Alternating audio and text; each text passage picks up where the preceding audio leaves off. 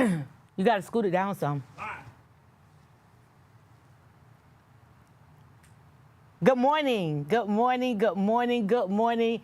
All photos considered caught me off guard, and so y'all probably heard me yelling at him because that's what I do. But anyway, good morning. It is a miracle working Monday morning.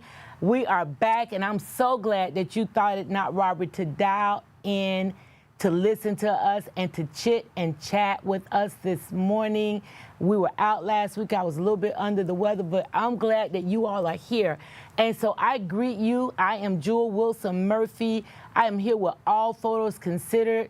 And once again, we want to chit and chat about those things that we often do not discuss, that we hide under the rug, the proverbial rug, if you will. And so I just want to remind you, if you are interested in having a podcast, tap us on the shoulders by making a comment below. Hey, I'm interested, and you will get your first 2 complete podcasts for free. Y'all already know what they say, free is for me, it's free for you. And so again, I am here with All Photos Considered. If you mention my name, Jewel Wilson Murphy, you will get 10% off your photo need. It is the holiday season. Thanksgiving is just around the corner. Christmas is right behind Thanksgiving, so y'all know it's time to get your Christmas pictures done. I know some of us do it on with your phones and all that stuff, but if you want a professional look, All Photos Considered is your guy. So please make sure you even comment below, hey, listen, I need my photos done for Christmas. I need a video done for my Christmas party. There are a lot of things that are happening. The class of 68 is gonna have their celebratory event that they always do every year. So if y'all are going and you wanna make some memories, tap on the shoulders of All Photos Considered. So again, good morning, everybody. Thank you so much for being here. I am here this week to talk about what? Healing from church hurt. What does that look like? What does church hurt look like? Well, let me give you a couple things to ponder over as we walk this journey about church hurt. This is not an easy topic. Some of us have had church hurt. I've been there. I've walked that journey. And I am grateful that I was able to walk through it with people that saw the hurt and was able to minister to me through that pain. A mother of 2 separated from her husband. She was told by the women's ministry at her church that they will be available to help her grow spiritually, and they will be available to walk her through the stressful situation between she and her husband. She called and she texted the ministry leader. They never responded. Her divorce is final, and she leaves the church. So she was promised that these women would help her. When she reached out to them, they never responded. So what does she do? She leaves the church. That's an example, I believe, of church hurt. A 70-year-old grandmother was told that she would burn in hell if she made friends with the wrong kind of people. Wrong kind of people? What people are those? I don't even know. A couple chooses to worship at the church because of a buzz that the community has about the couple's ministry. These folks are newly married. They decide they want to go to this mega church, quote unquote mega church, because the couple's ministry is booming and they want their marriage to boom. So they decide to go to this church and they want to get help. And the help that the church gives the couple is the reason that they wanted to go. They wanted to have a godly marriage. They were striving to have a godly marriage. The minister over the ministry is a narcissist, and they forced the couple to leave the church. They just wanted to get right. They wanted to have tools to make their marriage right. That's church hurt, y'all. A young parishioner has tried on several occasions to commit suicide because she says that she is severely depressed. We talk about mental health often, mental illness, mental wellness. We talk about the secrets that keep us sick. We don't tell on it. Well, this young parishioner decided to tell that she suffered from depression, that she was severely depressed. She shares this with her pastor. The parishioner was told that this depression meant she lacked faith. What? She's depressed and she lacks faith, she leaves the church. Single dad of 3 comes to church, and as he sips the water from the fountain, his underwear is showing. Leadership says very rudely, you need to pull up your pants. 2 church leaders, although they love the Lord, they continue to battle silently against each other. one quits the ministry. So the single dad of 3 comes to church with his children. He's coming to worship the Lord. He's coming to teach his children about the Lord. But because he bends over to get water and his underwear is showing, ministry leaders miss the entire opportunity to minister to him and to attaboy him, to say, good job. I see you with your children. I see that you're bringing them to the church. I see that you're trying to raise them in the way that they should go. But they tap him on the shoulder and are more concerned about what he looks like than what he's trying to be like. And so we have to remember our mouths, our words. Remember we talked about that some weeks ago. What happens with our thoughts and our mind and our mouths and the things that comes out of the smallest member of our body, the tongue.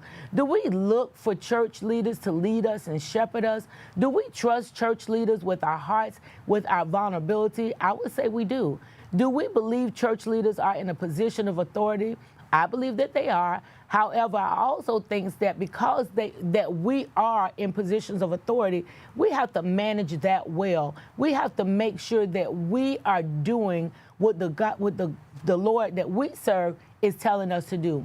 Do we believe that the church leaders misrepresent or distort someone's view of someone's view of God by acting abusively?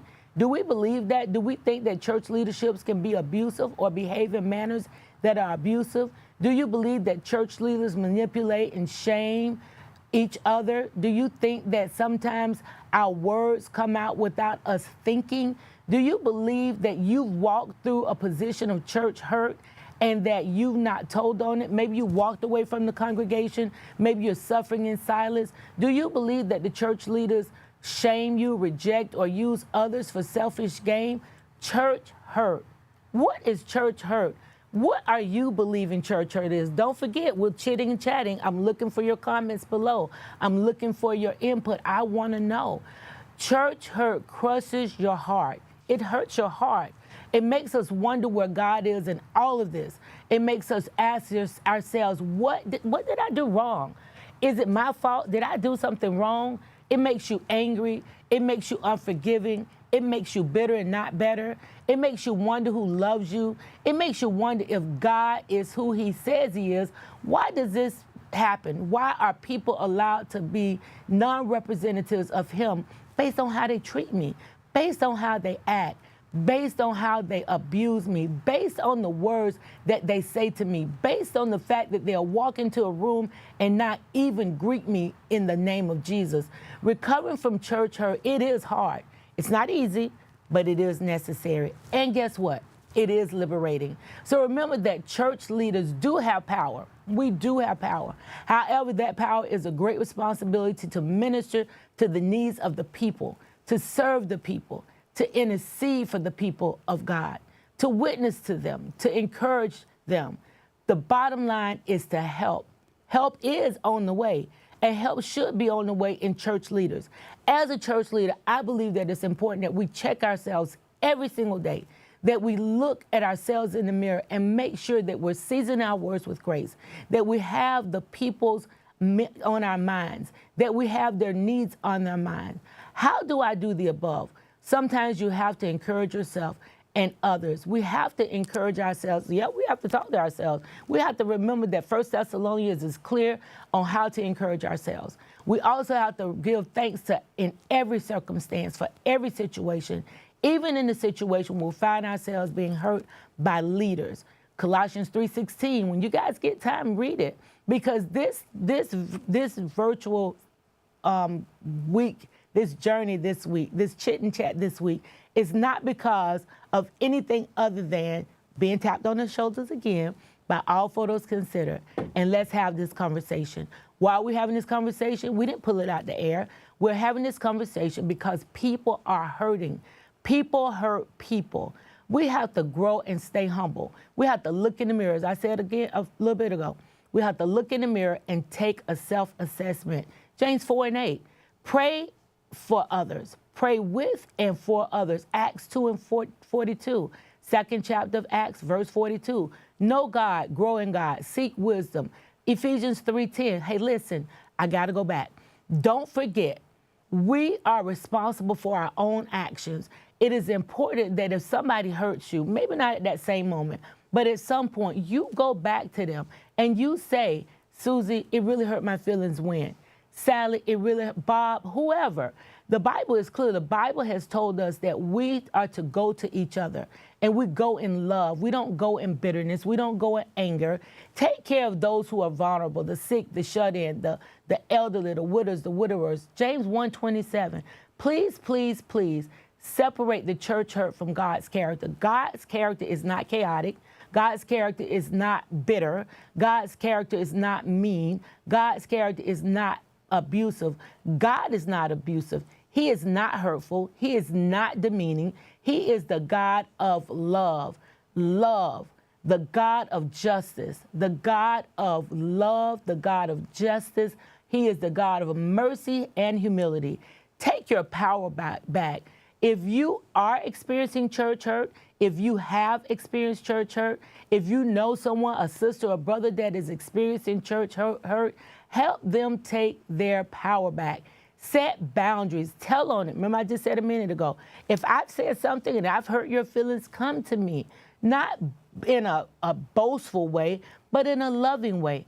Tell me, Jewel, you said this and it hurt my feelings. Jewel, you walked past me and you didn't say hi. Whatever has caused you pain, tell on it. Confront it. Shout it loud enough. You know why? Because the whispers won't hurt. If you shout it loud enough, the whispers will not hurt. Church hurt is a thing. It has been a thing. It is a thing. It will always be a thing.